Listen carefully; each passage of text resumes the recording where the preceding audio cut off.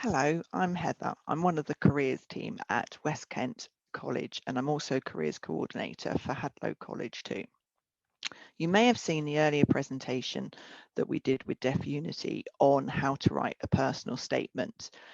Presentations like that often bring up lots of other questions. You've applied to university, but what happens next? So this presentation will hopefully answer some of those questions.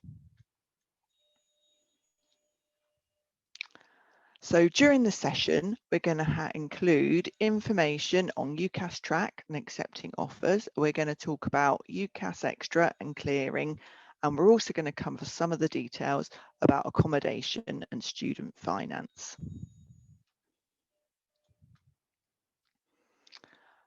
If you've applied to university, you would have applied through UCAS. Once you've applied to them, you will get details of how to log into Track. UCAS Track is where most universities will update you with the information regarding your offers. It's also where you might find information about interviews or portfolio submissions. They send you your details of how to log into Track. It's normally your UCAS ID number and the password you previously created. You will get email notifications of when your Track has been updated. So you don't need to watch it all the time, but just be aware of what's going on. The other thing to notice is that not all universities use UCAS Track to notify you of interviews. So you do need to check your email address, including your spam or your junk folder, especially if you have to set up a separate portal for that particular university. It can get quite confusing with the different systems. So if you need to, make sure you take notes and can remember which university wants you to use which system. We've mentioned that this track is where you'll hear about your offers. Most offers are conditional. A conditional offer means that you need to meet certain criteria, usually specific grades. Sometimes a university will make an unconditional offer. This means they are accepting you based on the information on your application form alone. This may be because you've already achieved the required entry grades, or it may be that you've been for an audition or submitted your portfolio and they consider your level of work strong enough not to need the specific grades. Then you need to accept your offers. You can only accept an offer in Track once you've received all of your replies. So please don't be panicked into accepting offers straight away. Universities will contact you once they've made you an offer and try and nudge you into accepting, but hold out because you, as I said, you don't have to accept an offer until you've received or heard back from everybody. When you're ready to accept an offer, assuming you've received 5 offers, you need to make one your firm choice. This is the place that you really want to go to. One your insurance choice, and then you have to do the quite scary thing of declining the other 3. It's important to be sensible as well about which is your firm and which is your insurance choice. Technically speaking, your insurance choice is where you'll want to go if you don't get into your first choice, if you don't meet the grades. So it makes sense that your insurance choice has lower entry requirements than your firm choice. If you have received an offer you really want to accept, but have not received all your replies, you can withdraw an application, but I always feel it's better to wait until you've heard back from everybody. If you accept an unconditional offer as your firm choice, you cannot select an insurance choice and you must decline all other offers. You will have a reply deadline based on when you've received all your offers. Everyone's reply deadline can be different.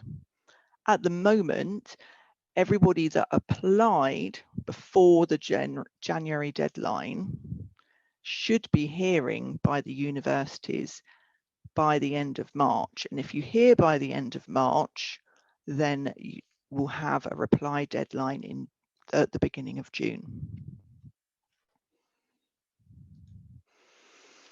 How to choose. Choose offers that are realistic. And as I said earlier, do not be panicked into accepting an offer, especially an offer that's unconditional. If it's not where you want to go, don't accept it just because they've made that unconditional offer. Think about how the course is taught and assessed, as well as what support is available to you. If you're unsure of how to choose, please ask for help from your school or college teachers or careers advisors. If you change your mind about your application and have not used all your choices, you can add another choice through UCAS Track. So sometimes people will apply only making 3 choices, and you can go into Track to add another 2 choices. You may also hear words in UCAS such as extra, clearing, and adjustment. If you're not holding any offers, you can add another choice through extra. Extra doesn't open until the end of February, and it allows you to add another choice one at a time. And further details on extra can be found on the UCAS website. UCAS Clearing opens on the 5th of July. And this can be used for late applications. So if you haven't applied yet, you can still apply all the way through the summer. And it can also be used for applicants that have changed their mind about where they want to go, or if they've been declined from the places that they applied to. And then there's an element to UCAS called adjustment. Adjustment is something that you might look at after results days, and it's the opportunity to apply to a different university should your grades come out higher than you expected them to.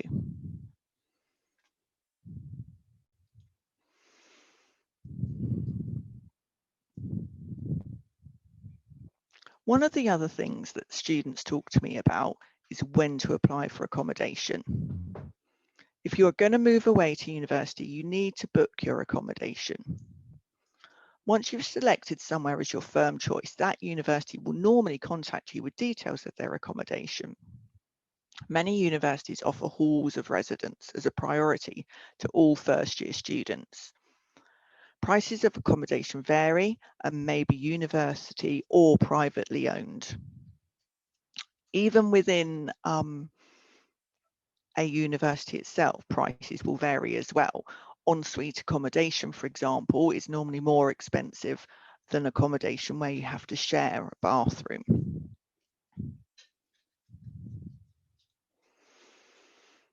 Student finance.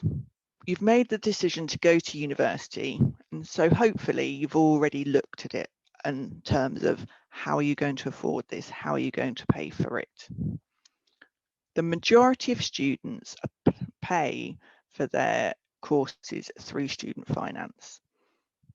Applications for student finance are made online through their website. Loan applications open in the spring. This year it's expected that it will open in March for the 21-22 academic year. There is a student finance application deadline at the end of May. But just like the UCAS application process, student finance doesn't close. You can apply at any point, but if you don't apply by their deadline, they don't guarantee that the fees are in place at the start of the course. Remember as well that you have to reapply for your loan every year. It's not a one-off application. There are 2 main sections to student finance: tuition fee loans and maintenance loans. Tuition fee loans go directly to the university or college, and they go termly. It's important to remember that they go termly as well, because if you end up in the wrong university or on the wrong course, and for whatever reason want to withdraw from that university, if you let everybody know as soon as possible, you may only have to pay back a term's worth of fees or 2 terms worth of fees. Maintenance loan is the bit that comes to you. And again, this comes to you termly. And the idea of your maintenance loan is that you use this to pay your living costs. So if you were away in halls of residence, it's what you would pay your rent out of. It's also what you use to pay for any travel expenses, and also things like food. The amount of maintenance loan you get is household income assessed.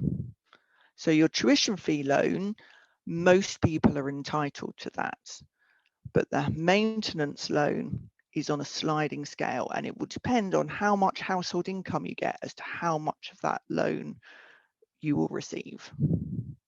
Repayments start when you're earning more than £26,500 a year.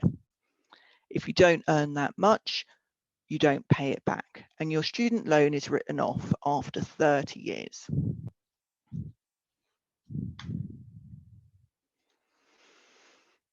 There is other financial support available too. Look out for bursaries and scholarships. Whenever you see bursary or scholarship, it's free money that you don't need to repay. Universities will offer bursaries and scholarships for all sorts of reasons. You might be skilled in a particular sport, for example, or you might be the first in your family to go to university. So investigate that thoroughly and make sure you're applying for the universities and scholarships on time. Some universities have an academic excellence scholarship. So if you're on target to get 3 A's in your A levels or distinctions in your diplomas, you may well get an award or a financial award from the university for that. Another important side to student finance is your DSA, your Disabled Students Allowance. It's important to remember that DSA is not more money in your pocket. That won't be money coming to you, but what it can do is help pay for the support and the kit that you might need to be successful at university.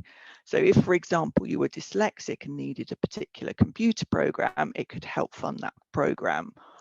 And in the case of some deaf students, if you need a communication support worker, your DSA can sometimes fund that. Again, more information on DSA can be found on the government website for student finance. So in summary, you need to review your offers in UCAS Track, but remember to check your emails for interview dates or portfolio submissions from those universities that don't use Track. Think about your offers and choose the right one for you. Know your reply deadline. Remember, everybody's reply deadline is different. And if you don't reply by your deadline, UCAS will automatically decline the offers on your behalf. Remember to apply for your student finance by their deadline at the end of May. Apply for your accommodation, and at all times ask for support with your decision making if you need it. Thank you. Empowering Deaf People Through Technology by Michael Lind. I'm Michael, that specialises in supporting people with hearing loss, and I want to quickly talk about exciting products that can help deaf people to work or study independently. Streamer, an automatic captioning platform that instantly produces spoken words in real time on a compatible web browser for people who struggle with listening during lectures, online learning, remote working, and video conferencing with secure private rooms. Sign Glasses allows you to have live sign language interpreted overlay on top of the lecture rooms or office environment through a pair of smart glasses. Could be used for training to be a plumber, mechanic, or doing computer repairs with your choice of interpreters accessed from anywhere in the UK. Duo, a face-to-face communicator creating a barriers-free communication between deaf, hard of hearing, or speech impairment and hearing individuals, sending real-time text back and forth with ease to have a spontaneous conversation instantly anywhere without barriers. These speech-see microphones are intelligently designed to filter speech and noise to capture conversation that's transcribed into text on multiple devices. Each speaker has a unique identification shown in different colors, making conversations more accessible when engaging group conversation.